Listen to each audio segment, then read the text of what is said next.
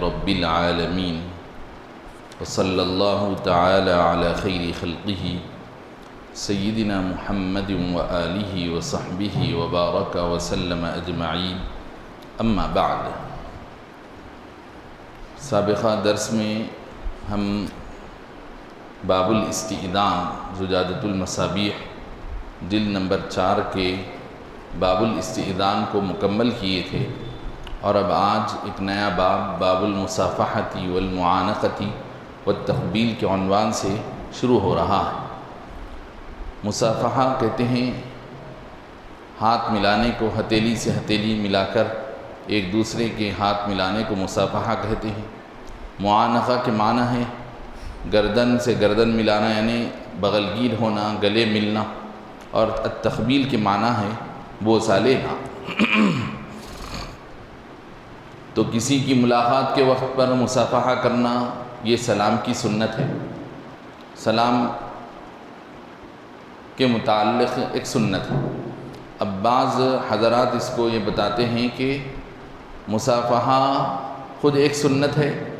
سلام ایک سنت ہے، یعنی سلام ایک الگ مستقل سنت ہے، پھر مصافحہ ایک اور سنت ہے۔ بعض حضرات فرماتے ہیں کہ مصافحہ سلام سے ریلیٹڈ سنت ہے، یعنی سلام کے ساتھ جڑی ہوئی سنت ہے۔ بعض حضرات کا ایسا ماننا ہے۔ تو بہرحال مصافحہ بھی ایک سنت ہے، اور معانقہ یہ بھی ملاقات کے وقت ہی کیا جاتا ہے، لیکن عام موقعوں پر نہیں، بلکہ کسی مسافر کے دور دراز کے سفر سے پلٹ آنے کے موقع پر، یا کوئی کسی خوشی، غیر معمولی خوشی کے حاصل ہونے پر معانقہ کیا جاتا ہے، گلے ملا جاتا ہے۔ اور التقبیل کے معنی ہے کسی کی پیشانی کو چومنا، کسی کی دست بوسی کرنا، قدم بوسی کرنا۔ تو بڑے اگر ہیں تو بڑے لوگ شفقت کے طور پر چھوٹے بچوں کی پیشانی کو چومتے ہیں شفقتاً، اور عرب میں تو چھوٹے بھی بڑوں کی پیشانی کو چومتے ہیں اکرام اور تعظیم کے طور پر۔ اور اسی طرح کوئی قابل تعظیم ہو تو ان کی دستبوسی بھی کی جاتی ہے، ان کا ہاتھ بھی چوما جاتا ہے۔ پھر اس سے بڑھ کر اور زیادہ اگر کوئی قابل تعظیم ہے، اور بھی زیادہ کوئی بزرگ ترین ہستی ہے، تو ان کے قدم بھی چومے جا سکتے ہیں۔ چنانچہ صحابہ کرام سے دستبوسی بھی اور قدم بوسی حضور پاک صلی اللہ علیہ وسلم کی کرنا دونوں ثابت ہے۔ اسی لیے ماں باپ کی قدم بوسی اور جو اہل اللہ اور صالحین ہوتے ہیں ان کی دستبوسی اور قدم بوسی کرنا یہ باعث خیر و برکت ہے۔ عن قتادة رضی اللہ عنہ قال قلت لأنس أكانت المصافحة في أصحاب رسول الله صلی اللہ علیہ وسلم قال نعم رواہ البخاری۔ حضرت قتادہ رحمۃ اللہ علیہ تابعی ہیں، حضرت انس کے بہت ہی مخصوص شاگردوں میں ہیں، مشہور ترین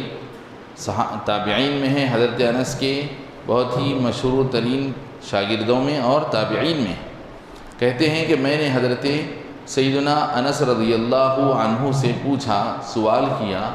کیا مصافحے کا طریقہ رسول پاک صلی اللہ علیہ وسلم کے صحابہ کے درمیان عام تھا، رائج تھا؟ تو حضرت انس نے فرمایا ہاں، یہ مصافحے کا طریقہ صحابہ کی جماعت میں مروج تھا۔ اس کو روایت کیا ہے امام بخاری نے۔ تو اس سے معلوم ہوا کہ صحابہ کے درمیان مصافحہ کرنے کا ایک عام معمول تھا، جب کبھی ملاقات ہوتی وہ سلام کرتے اور سلام کے ساتھ مصافحہ کرتے۔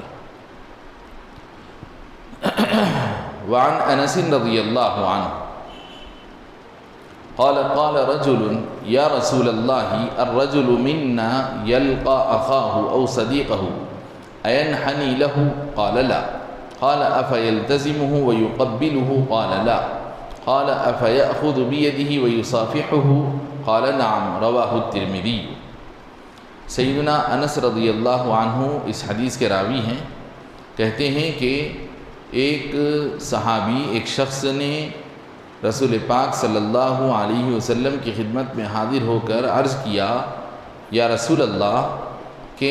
ایک آدمی ہم میں سے اپنے کسی ساتھی یا دوست سے ملاقات کرتا ہے۔ ہم میں کا کوئی شخص اپنے کسی ساتھی یا دوست سے اس کی ملاقات ہوتی ہے،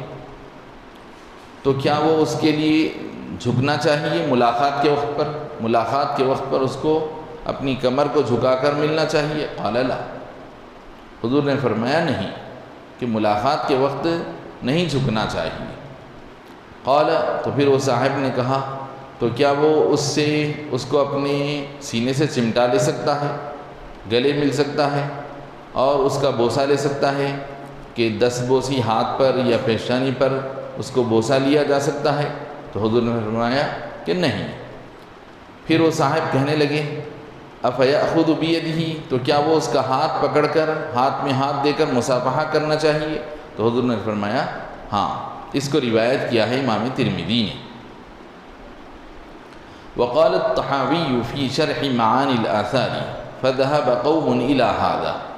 فكرهوا المعانقة منهم أبو حنيفة ومحمد رحمة الله عليهما، وخالفهم في ذلك آخرون فلم يروا بها بأسا، وممن ذهب إلى ذلك أبو يوسف رحمة الله عليه۔ اب جیسے کہ ابھی یہ حدیث شریف گزری حضرت انس رضی اللہ عنہ کی، کہ جس میں پوچھا گیا کہ ملاقات کے وقت کسی کے اکرام میں جھکنا چاہیے،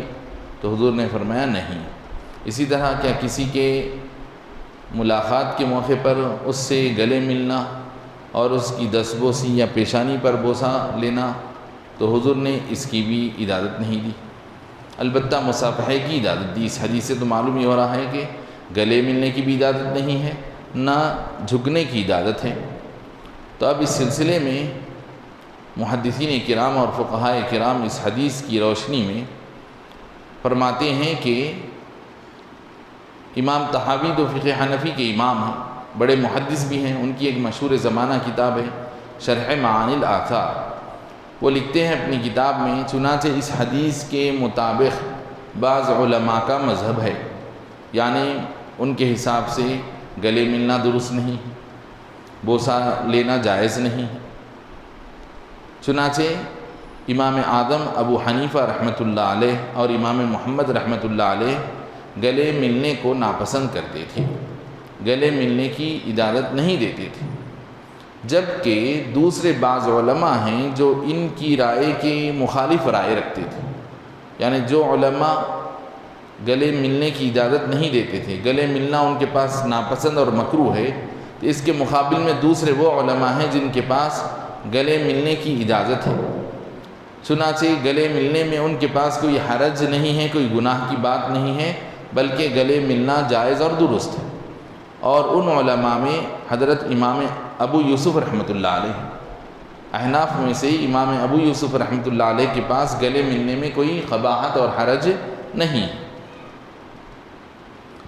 پھر فرماتے ہیں محدث دکن علیہ الرحمہ اس پر تبصرہ کرتے ہوئے، وَأَصْحَابُ رَسُولِ اللَّهِ صلی اللہ علیہ وسلم قد كانوا يتعانقون فدل ذلك أن ما روي عن رسول الله صلی اللہ علیہ وسلم من إباحة المعانقة متأخر عما روي عنه من النهي عن ذلك فبذلك نأخذ۔ تو اب یہاں پر ایک روایت تو ابھی حضرت انس کی وہ گئی جس میں معانقے کی یعنی گلے ملنے کی اجازت نہیں دی گئی، لیکن صحابہ کرام سے گلے ملنا ثابت ہے۔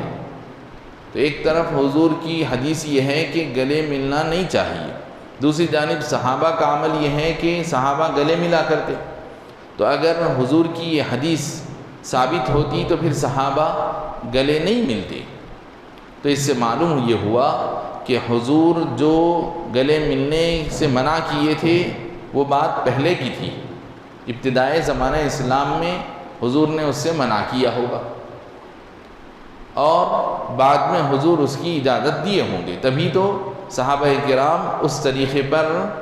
عمل پیرا نظر آتے ہیں۔ اگر وہ چیز سختی کے ساتھ اخیر وقت تک اگر منع ہوتی تو صحابہ کرام رضوان اللہ علیہم اجمعین اس پر عمل نہیں کرتے، تو صحابہ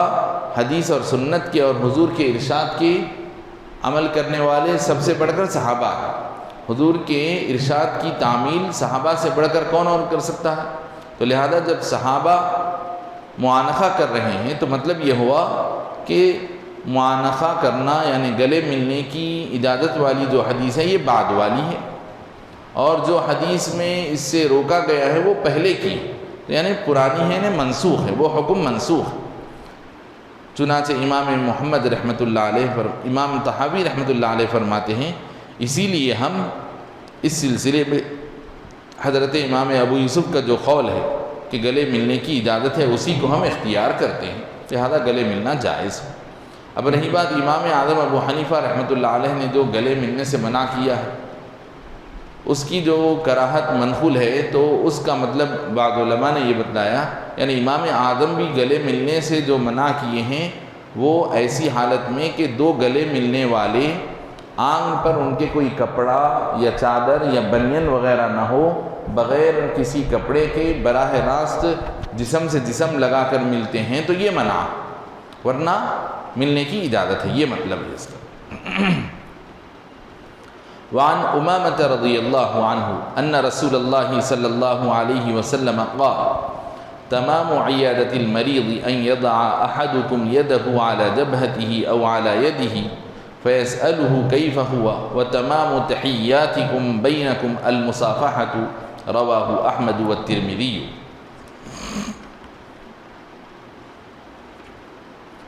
یہ روایت حضرت امامہ رضی اللہ عنہ سے منقول ہے کہ رسول اللہ صلی اللہ علیہ وسلم نے ارشاد فرمایا مریض کی عیادت مکمل اور کامل اس وقت ہوتی ہے جب کہ تم میں کا کوئی آدمی اپنے ہاتھ کو اس کی پیشانی پر یا اس کے ہاتھ پر رکھے۔ مریض کی عیادت کا مکمل طریقہ یہ ہے کہ تم میں کا کوئی آدمی اپنے ہاتھ کو مریض کی پیشانی یا مریض کے ہاتھ پر رکھ کر اس کی کیفیت لے۔ آپ گئے دور کا دور ادھر بیٹھ کر آپ اس سے کیفیت لے لیے زبانی تو ٹھیک ہے، عیادت تو ہو گئی، لیکن عیادت کا پورا حق کیسے ادا ہوتا ہے؟ مریض کے دل کو تسلی اور تشفی کیسے ہوتی ہے کہ آپ جا کر اس کی پیشانی پر ہاتھ رکھیں یا اس کے ہاتھ پر ہاتھ رکھ کر اس سے کیفیت دریافت کریں، اس کی مزاج پرسی کریں،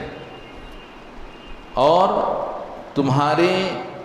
سلام کا تتمہ، تمہارا سلام پورا ہوتا ہے، تمہارے درمیان جو سلام کا طریقہ ہے، تمہارے درمیان تم مسلمانوں کے درمیان سلام کا جو طریقہ بتایا گیا وہ پورا اور کامل ہوتا ہے مصافحے سے، کہ تم صرف سلام کرتے ہیں تو سلام تو ہو جاتا ہے، لیکن سلام کر کے ساتھ میں جب مصافحہ کرتے ہیں تو سلام کی سنت پوری ہوتی ہے۔ اس کو روایت کیا ہے امام احمد نے اور امام ترمذی نے۔ وعن البراء بن عازب رضی اللہ عنہ قال قال النبی صلی اللہ علیہ وسلم ما من مسلمین یلتقیان فیتصافحان الا غفر لهما قبل ان يتفرقا رواہ احمد والترمذی وابن ماجہ۔ وفي رواية أبي داود قال إذا التقى المسلمان فتصافحا وحمد الله واستغفراه غفر لهما۔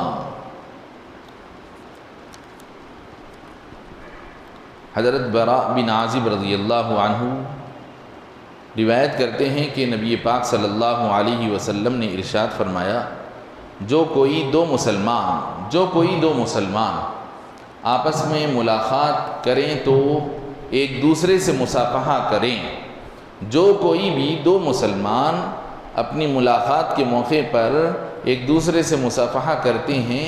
تو ضرور یقیناً ان کی مغفرت ہو جاتی ہے ان کے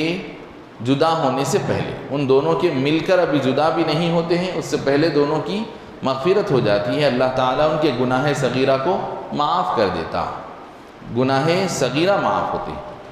کہ اس طرح کی جو بھی حدیثیں آتی ہیں کہ فلاں کام کرنے سے گناہ معاف ہوتے ہیں، لا الہ الا اللہ کہنے سے گناہ معاف ہوتے ہیں، درود پڑھنے سے گناہ معاف ہوتے ہیں، وغیرہ وغیرہ مختلف باتیں آپ کے پڑھنے میں آئیں گی۔ تو وضو کرنے سے گناہ جھڑ جاتے ہیں، تو یہ جس قدر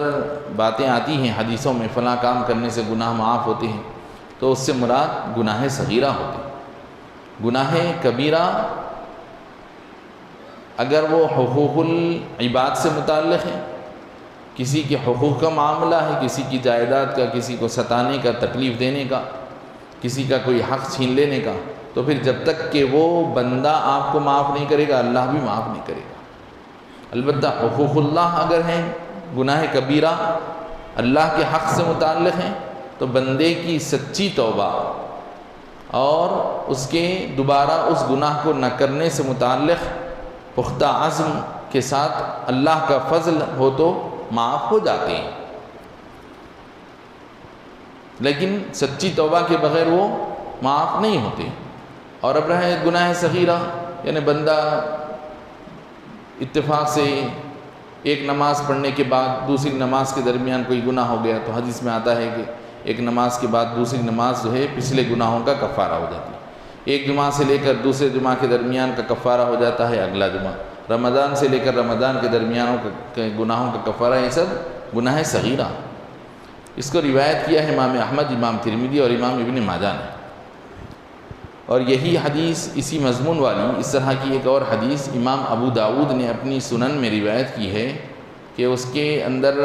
یہ آیا ہے مضمون کہ جب دو مسلمان، کہ نبی پاک علیہ السلام کا ارشاد اس طرح منقول ہوا ہے کہ جب دو مسلمان ملاقات کر کے مصافحہ کرتے ہیں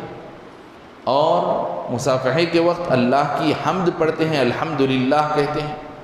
اور پھر استغفر اللہ کہتے ہیں، یغفر اللہ لنا ولکم، اس طرح کی دعا دے لیتے ہیں ایک دوسرے کو، ملاقات کرتے ہوئے ایک دوسرے کو دعا بھی دیتے ہیں، یغفر اللہ لنا ولکم، اللہ سے مغفرت مانگتے ہیں تو ضرور ان دونوں کی مغفرت اور بخشش کر دی جاتی ہے۔ یہ باب المصافحتی والمعانقتی والتقبیل، یہ باب جو ہے اس کے اندر 3 مضامین ہیں، مصافحہ، معانقہ اور تقبیل۔ تو جس کے اندر ہم مصافحہ سے متعلق کچھ روایات آج پڑھ چکے ہیں، اور بھی کچھ روایات مصافحے کی آئیں گی، پھر گلے ملنے یعنی معانقے سے متعلق، پھر کچھ تقبیل سے متعلق روایات آئیں گی۔ انشاءاللہ اس کو پھر ہم آئندہ کے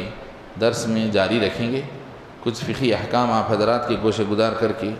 آج کی اس نشست کو ہم ختم کرتے ہیں۔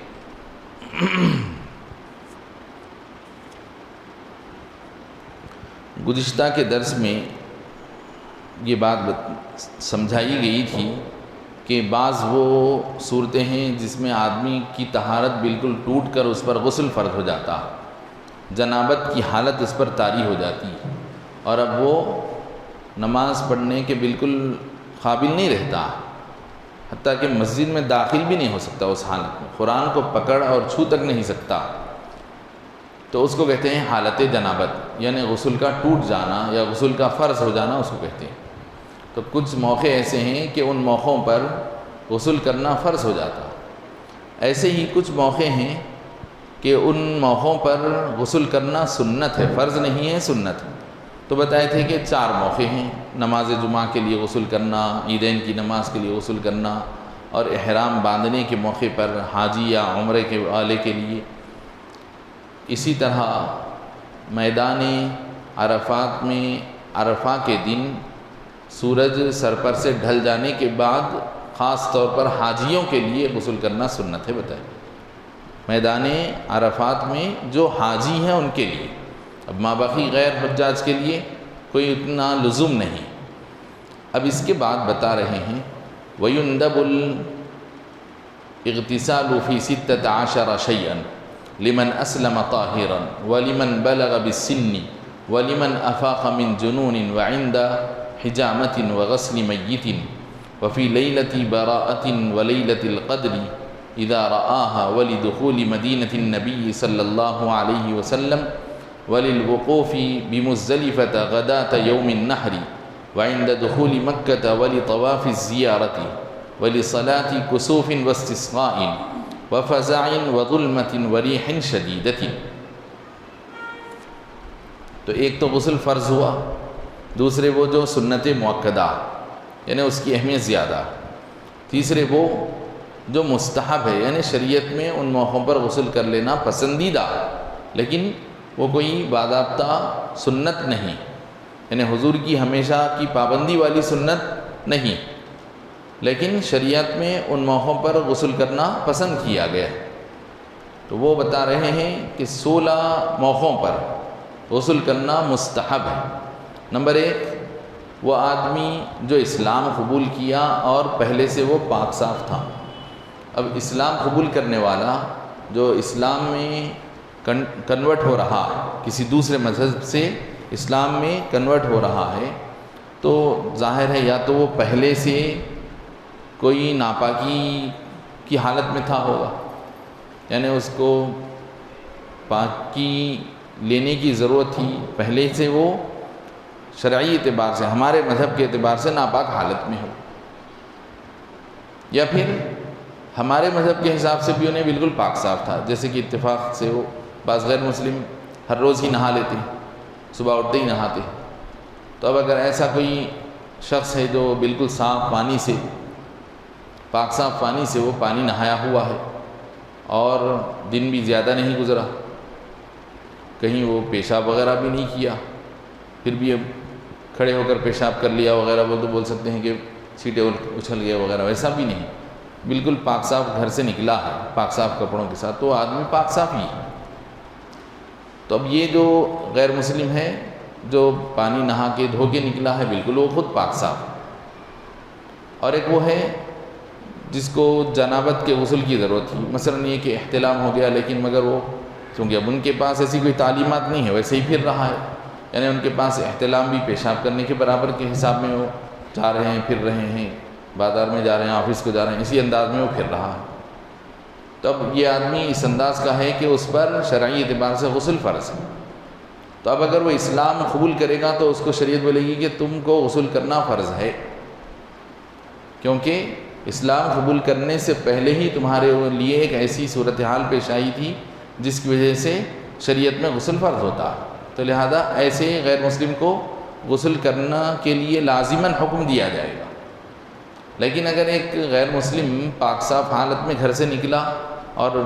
بعد میں کہیں جا کر اسلام قبول کر لیا راستے میں کہیں، تو پاک صاف حالت میں تھا پہلے سے وہ، تو حالت پاکی میں، پاکی کی حالت میں وہ اسلام قبول کیا ہے، تو اب اس کے اوپر غسل کرنا لازم اور فرض تو نہیں،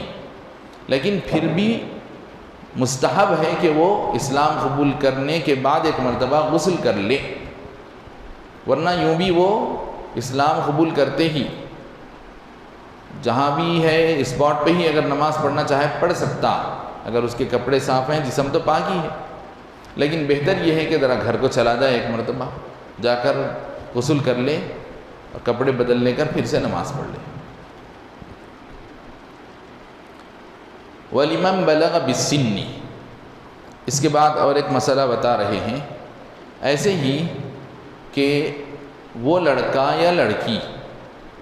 جو عمر کے اعتبار سے بالغ ہوئے، جن کے بلوغ کا حکم عمر کا اعتبار کرتے ہوئے لگایا گیا، یعنی لڑکے کے بلوغ کا حکم شریعت میں 15 سال پہ لگتا، یعنی ایک لڑکا وہ ہوتا ہے جو بلوغ کی علامتوں سے بالغ ہو جاتا، جیسے کہ لڑکے کو داڑھی نکل آ گئی، حالانکہ 15 سال نہیں ہوئی، 15 سال کا بھی نہیں ہوا، 14 سال 14.5 سال میں اس کو داڑھی نکل آ گئی، تو بولیں گے کہ بالغ ہو گیا۔ تو یہ عمر کے اعتبار سے بالغ نہیں ہوا بلکہ بلوغ کی علامت سے بالغ ہوا۔ ایسے ہی لڑکی ہے، اس کی بلوغ کی عمر 12 سال رکھی گئی کہ وہ لڑکی علامت بلوغ کے اعتبار سے بالغ نہیں ہوئی، بلکہ 12 سال بھی ہو گئے، یعنی 12 سال سے پہلے کوئی اس کے بلوغ کی علامت ظاہر نہیں ہوئی، تو 12 سال پورے جیسے ہی ہو جائیں گے، اب کوئی علامت ظاہر نہیں بھی ہوئی تو لڑکی کو بالغوں کے حکم میں سمجھا جائے گا۔ ایسے ہی لڑکا 15 سال کا ہو گیا، لیکن 15 سال تک نہ اس کو مونچھ ظاہر ہوئی، نہ داڑھی ظاہر ہوئی، بالکل بے ریش بچہ ہے، اور نہ کبھی اس کو احتلام ہوا، نیند کی حالت میں کبھی اس کو ناپاکی بھی نہیں ہوئی ہے، 15 سال کا ہو بھی گیا لیکن ایسا کبھی نہیں ہوا اس کو، تو اب یہ بچہ علامتوں کے اعتبار سے تو بالغ نہیں ہوا، لیکن اب شریعت اس کے اوپر بلوغ کا حکم لگا دے گی، اس لیے کہ وہ 15 سال مکمل کر چکا ہے۔ تو 15 سال ہو جانا لڑکے کے بلوغ کے لیے کافی ہے، اگرچہ کہ کوئی علامت ظاہر نہیں ہوئی ہے۔ اور اگر 15 سال سے پہلے کوئی علامت ظاہر ہو جائے گی تو پھر وہ 15 سال سے پہلے ہی بالغ سمجھا جائے گا۔ ایسے ہی لڑکی کے لیے بلوغ کی آخری حد 12 سال ہے۔ اگر اس سے پہلے کوئی علامت ظاہر ہو گئی تو وہ لڑکی عورتوں میں، خواتین میں شمار کی جائے گی، ورنہ پھر 12 سال تک انتظار کیا جائے گا۔ 12 سال پورے ہو جانے پر اس کو بالغوں کے حکم میں رکھا جائے گا۔ تو اسی لیے فرما رہے ہیں کہ اگر کوئی لڑکا یا لڑکی علامت کے اعتبار سے نہیں بلکہ سن بلوغ کے اعتبار سے، بلوغ کی عمر کے اعتبار سے بالغ ہوتے ہیں، تو جو ہی کسی لڑکے کے 15 سال برابر پورے ہو گئے اس بچے کو غسل کرنا چاہیے، یہ مستحب ہے۔ اسی طرح لڑکی 12 سال کی جو ہی ہو گئی اس کو غسل کرنا چاہیے۔ وَلِمَنْ أَفَاقَ مِنْ جُنُونٍ وَعِنْدَ حِجَامَةٍ وَغَسْلِ مَيِّتٍ،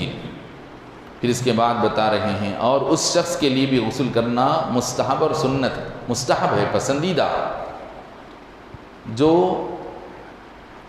جس کے اوپر پاگل پن کا دورہ پڑ گیا تھا، یعنی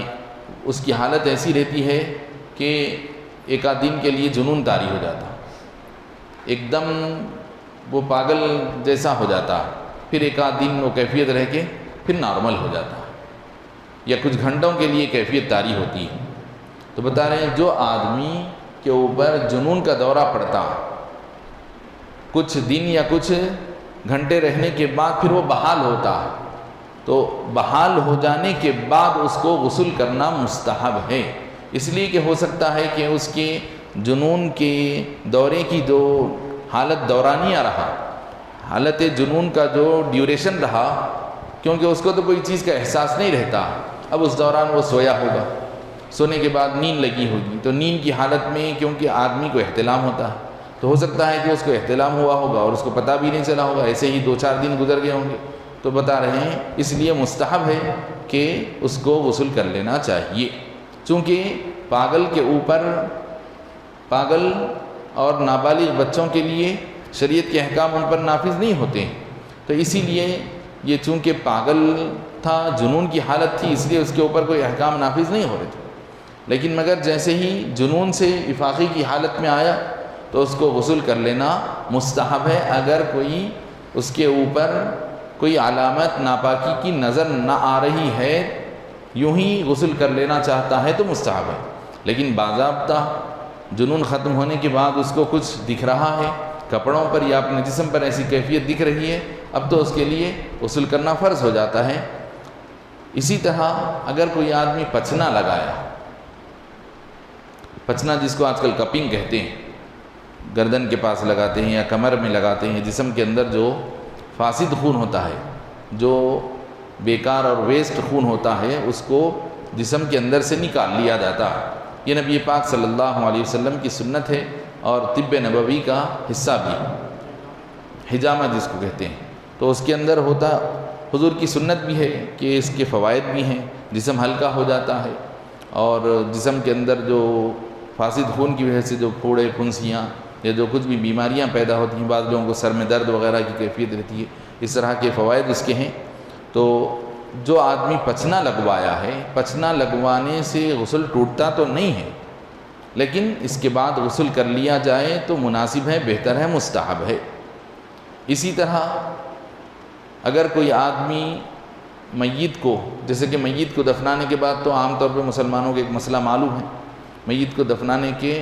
دفنا کے فارغ ہونے کے بعد سب لوگ کیا کر لیتے ہیں؟ وضو کر لیتے ہیں۔ یہ چیز جو لوگ تدفین میں شریک رہے ان کے لیے وضو کرنا مستحب ہے، اس لیے کہ مٹی ڈالے کرے، چہرے پر گرد اڑ جاتی کرتی ہے، تو نظافت کے طور پر حکم دیا گیا کہ وضو کر لے۔ تو تدفین میں شریک جو لوگ تھے وہ وضو کریں گے، مستحب ہے، وضو ٹوٹتا نہیں۔ ایسے ہی جو لوگ میت کو غسل دیتے وقت وہاں موجود تھے، شریک تھے، تو ان لوگوں کے لیے اگر ان کو اس بات کا یقین ہے کہ میت کو غسل دیا ہوا جو پانی ہوتا ہے وہ پانی ان کے جسم پر نہیں اڑا ہے،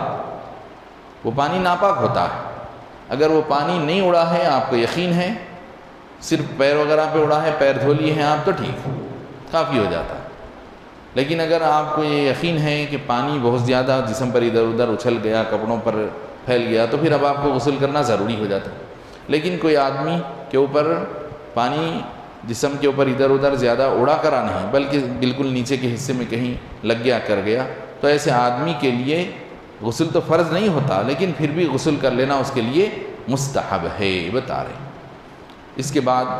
شب برات اور شب قدر وغیرہ سے متعلق بھی احکام بتا رہے ہیں، انشاءاللہ پھر اس کو آئندہ بیان کریں گے۔ وصلی اللہ تعالی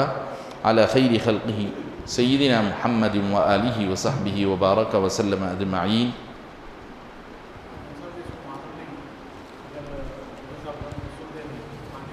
جی جی ہاں، کیونکہ بغیر طہارت کے جنازہ تو ہوتا نہیں، تو اب اگر جو ہے دور ہے، جا کر آنے میں دیر ہو جاتی، جنازہ فوت ہو جاتا، تو پھر ایسی صورت میں جہاں کہیں بھی وہ لگا کرا ہے اتنا حصہ جسم کا، وہ حصہ وغیرہ دھو لے سکتے ہیں آپ، پورا پانی نہیں نہا سکتے ہیں۔ تو اگر آپ کو یقین ہے کہ یہ جہاں تک بھی اچھلے اتنا حصہ دھل جا سکتا ہے تو پھر دھو کر پڑھ لینا چاہیے۔ نہیں اگر وہ بھی ممکن نہیں ہے تو پھر جب تک کہ آپ کے جسم پر جہاں کہیں بھی پانی اچھلا ہے یا کپڑے خراب ہو گئے ہیں، کپڑوں پر اچھل گیا، تو پھر اب آپ نماز پڑھنے کے قابل نہیں ہیں۔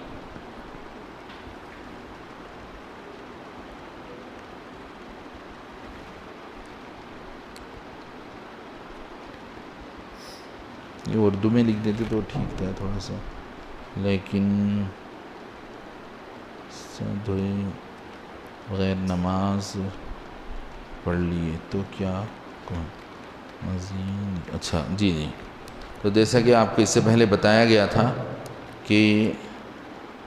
غسل جو فرض ہوتا ہے، یعنی انسان کے مرد آدمی کے جسم سے جو نجاستیں نکلتی ہیں،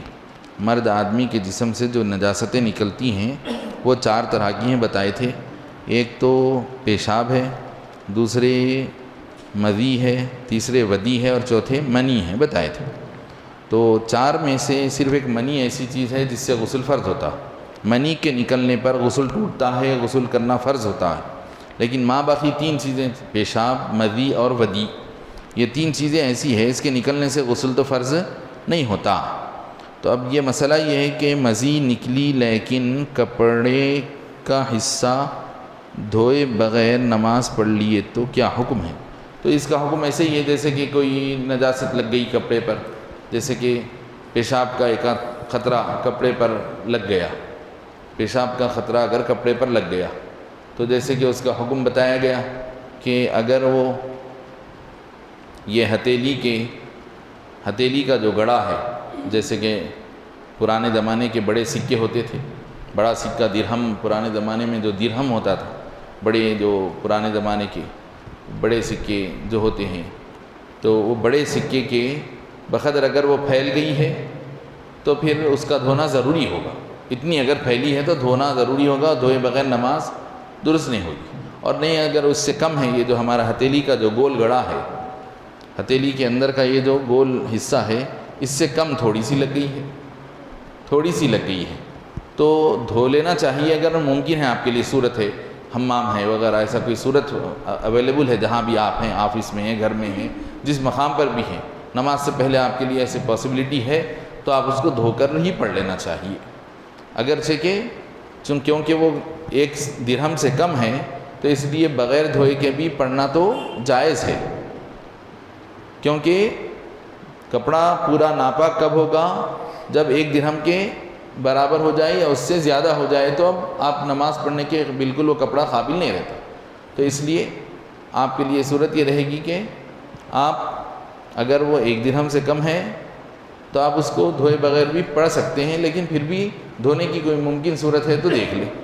نہیں تو پھر بھی جائز ہے۔ ہاں البتہ 1 درہم کے بقدر پھیل گئی ہے تو اب تو پورا دھونا پڑے گا، تو اب وضو ٹوٹ جائے گا، وہ تو اگر اب تو کپڑا بھی دھونا ہی پڑے گا، اب رہا وضو تو ٹوٹ جائے گا، وہ وضو ٹوٹ جائے گا، اب یعنی پھر سے دوبارہ وضو کرنا، غسل کی ضرورت نہیں ہے، یعنی اس کا حکم بالکل پیشاب کے خطرے کے مانند ہے، بس ایسے ہی۔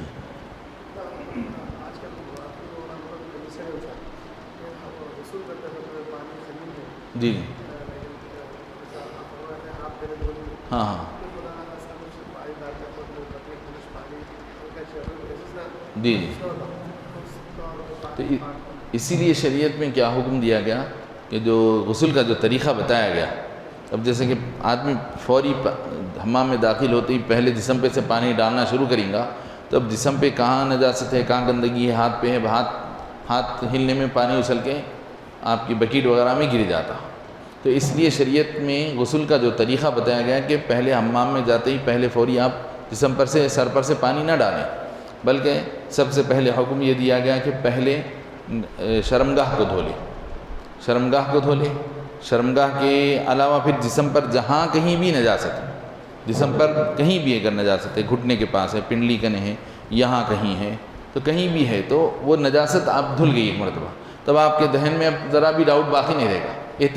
چونکہ جہاں بھی لگی ہوئی ہے احتیاط سے آپ اس کو دھو لیجیے. پہلے احتیاط کے ساتھ آہستہ سے دھو لینا ممکن ہے یہ، اور آپ کو یقین رہتا کہ میرے جسم پر یہاں تھی، میں اس کو دھو لیا. اب اس کے بعد جسم کا پانی اچھل بھی گیا تو آپ کو کوئی بے چینی اور شک شبہ پیدا نہیں ہوتا. یہ ہے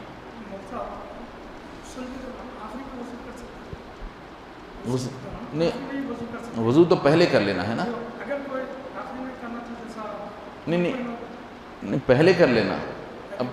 آخر میں کریں گے تو سنت کے خلاف ہوں گا وہ، اور آخر میں کرنے کی ضرورت ہی نہیں ہے نا، اس لیے کہ وضو کے جتنے پارٹس ہیں وہ تو آلریڈی پورا غسل کرتے وقت دھل گئے. اب اس کے بعد پھر وضو کی ضرورت کیا باقی رہی، اس لیے وضو پہلے کر لیں گے. اس کے بعد ہاں وہ نجاست وغیرہ صاف کرنے کے بعد وضو کرنا. ہاں اب وہ وضو سے اس کے بعد پھر آپ جو غسل کر لیے نا، تو پورے غسل میں پورا بدن کور ہو گیا. اب تو پورا بدن جب کور ہو گیا تو آپ کا کوئی پارٹ وضو کا باقی نہیں رہا، پورا دھل گیا. تو لہذا اب آپ اس وضو کی الگ سے ضرورت نہیں ہے.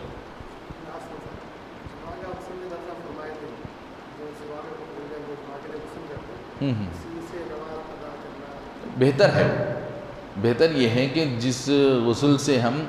جو یعنی جمعہ کی نماز سے پہلے جو غسل کیے ہیں، اس غسل کے بعد یعنی اس غسل کے دوران جو وضو ہو گیا نا، وہی وضو باقی رکھ کے کوشش کرنا اس بات کی کہ اسی وضو سے ہم مسجد کو جائیں اور پھر اسی وضو سے خطبہ سن کے نماز سے فارغ ہو کر نکلیں مسجد سے. یہ تو بہتر ہے. لیکن اب اگر اتفاق سے بعض وقت ایسا ہوتا ہے کہ آفس کو جانے والے ارلی مارننگ غسل کر لے کے، یا کوئی ملازمت کو جانے والے، اپنے کام کاج کو جانے والے، کہیں کسی دور مقام پہ جانا رہتا، تو صبح غسل کر لے کر 9 بجے بھی غسل کر لے کے چلے گئے تو اب نماز ہوگی 1 بجے. تو اب 9 بجے سے 1 بجے کے دوران اگر خوا مضبوط ہیں تو پھر بھی آدمی برداشت کر سکتا ہے. لیکن اگر کسی کو جیسے کہ شوگر پیشنٹ وغیرہ ہیں، ان کو بار بار پیشاب آتا ہے، تب ظاہر ہے کہ ان کو تو جانا پڑے گا. اگر وہ وضو کی فضیلت کی خاطر پیشاب کو روکیں گے تو پھر نماز مکروہ ہوگی، بلکہ الٹا طہارت خطرے میں پڑ جائے گی، تو نماز ان کی خطرے میں آ جائے گی. تو بہتر ہے طہارت سے فارغ ہو جائیں، پھر نیا وضو کر لیں، تو بہتر ہے وہ ایک صورت. ورنہ نماز تو ہو جاتی ہے، اور وہ بھی ایک امام کا قول ہے، بتائے تھے وہ ایک امام کے حساب سے ایسا بتایا گیا تھا. تو ایسی مجبوری کی صورت میں تو اللہ تعالیٰ جو ہے فضل فرماتا ہے. یہ نہیں اب وہ دیکھیے، اصل نماز جمعہ کا جو غسل ہے، نماز جس کے اوپر واجب ہے ان کے لیے ہے یا جمعہ کے دن کے لیے؟ تو جمعہ کے دن کے لیے غسل ہے تو اس میں خواتین بھی شامل، ورنہ خواتین کے لیے جمعہ کی نماز تو لازم نہیں ہے. ہاں وہ تو کوئی بھی غسل چاہے، حتیٰ کہ اگر آپ شب برات کا غسل کر رہے ہوں یا میدان عرفات کا غسل کر رہے ہیں، کوئی بھی غسل کے موقع پر طریقہ وہی رہے گا.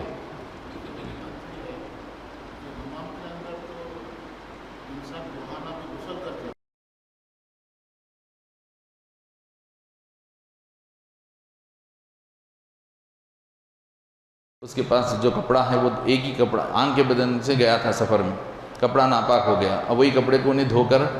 ڈال دیا، وہی کپڑا ہے دھو کر انہیں ڈال دیا ہے سوکھنے ٹپکنے کے لیے، اب پانی نہا لیا، اب اس کے پاس دوسرا کوئی کپڑا ہے نہیں. ایسی کوئی مجبوری ہے تو ایک الگ بات ہے، ورنہ حکم یہ ہے کہ ناف سے لے کر گھٹنے تک کے حصے پر کوئی کپڑا یا انڈر ویئر ہونا چاہیے. یہ غسل کے آداب میں یہ بات داخل ہے. تو اس سے کیا بولنا چاہ رہے ہیں آپ؟ ہاں نہیں تو اس سے وضو نہیں ٹوٹتا نا. یعنی اگر کپڑا نہیں بھی رہا تو وضو تو نہیں ٹوٹتا نا. وضو نہیں ٹوٹتا اس سے. وضو ٹوٹتا کب؟ وضو تو ٹوٹتا ہے جسم سے کوئی چیز خارج ہوئی تو، خون نکلا، خے ہوئی، نیند لگی تو وضو ٹوٹتا. وضو تو نہیں ٹوٹا اس سے. نہیں نہانے کے لیے نہیں بول رہے، وہ اتفاقی بات اگر ہو، ہاں اگر آ گیا تو وضو ہے، وہ وضو ٹوٹا کرا نہیں وہ. لیکن حکم یہ ہے کہ آدمی کم سے کم کچھ تو بھی جسم پر رکھ کر نہانا چاہیے. وصلی اللہ تعالی علی خیر خلقہ سیدنا محمد وآلہ وصحبہ وبارک وسلم اجمعین. ربنا تقبل منا انك انت السميع العليم وتب علينا انك انت التواب الرحيم. اللهم اعني على ذكرك وشكرك وحسن عبادتك. اللهم انا نسألك العفو والعافية والمعافاة الدائمة في الدين والدنيا والآخرة. ربنا آتنا في الدنيا حسنة وفي الآخرة حسنة وقنا عذاب النار. وصلى الله تعالى على خير خلقه سيدنا محمد وآله وصحبه وبارك وسلم أجمعين والحمد لله رب العالمين. سبحان الله وبحمده سبحانك اللهم وبحمدك أشهد أن لا إله إلا أنت أستغفرك وأتوب إليك.